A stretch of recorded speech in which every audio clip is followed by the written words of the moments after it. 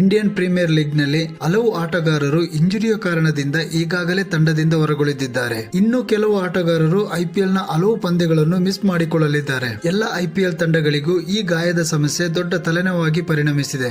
ಯಾವ ತಂಡಕ್ಕೆ ಎಷ್ಟು ಪ್ರಮಾಣದಲ್ಲಿ ಈ ಗಾಯದ ಸಮಸ್ಯೆ ಕಾಡಲಿದೆ ಎನ್ನುವುದು ಕಾದು ನೋಡಬೇಕಾಗಿದೆ. ಸದ್ಯದ ಪರಿಸ್ಥಿತಿಯಲ್ಲಿ ಯಾವ ಆಟಗಾರರು ಗಾಯದ ಸಮಸ್ಯೆಯಿಂದ ಬಳಲುತ್ತಿದ್ದಾರೆ ಎಂದು ನೋಡೋಣ. ಮುಂಬೈ ಇಂಡಿಯನ್ಸ್ ಬಗ್ಗೆ ನೋಡುವುದಾದರೆ ಎಂಐ ಪಾಳಯದಲ್ಲಿ ಮಧುಸಂಕ ಹಾಗೂ ಸೂರ್ಯಕುಮಾರ್ ಯಾದವ್ ಮೊದಲ 2 ಪಂದ್ಯ ಅಥವಾ ಅದಕ್ಕಿಂತ ಹೆಚ್ಚು ಪಂದ್ಯಗಳನ್ನು ಮಿಸ್ ಮಾಡಿಕೊಳ್ಳಬಹುದು. ಸೂರ್ಯಕುಮಾರ್ ಯಾದವ್ ಅವರ ಅನುಪಸ್ಥಿತಿ ಮುಂಬೈ ಇಂಡಿಯನ್ಸ್ಗೆ ದೊಡ್ಡ ತಲೆನೋವಾಗಿ ಪರಿಣಮಿಸಲಿದೆ. ಚೆನ್ನೈ ಸೂಪರ್ ಕಿಂಗ್ಸ್ ನ ಇಂಜುರಿ ಅಪ್ಡೇಟ್ ನೋಡುವುದಾದರೆ 3 ಆಟಗಾರರು ಆಲ್ರೆಡಿ ಇಂಜುರಿಯಿಂದ ಬಳಲುತ್ತಿದ್ದಾರೆ.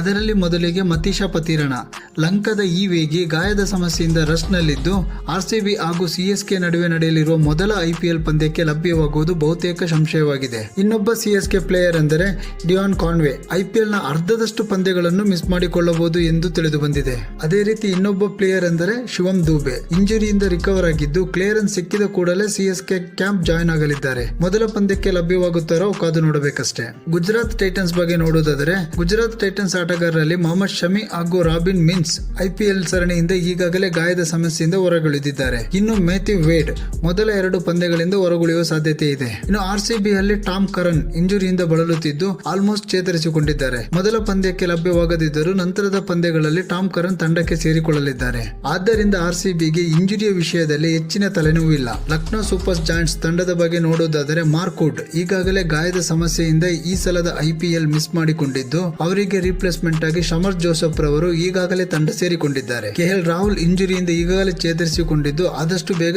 ತಂಡ ಸೇರಿಕೊಳ್ಳಲಿದ್ದಾರೆ.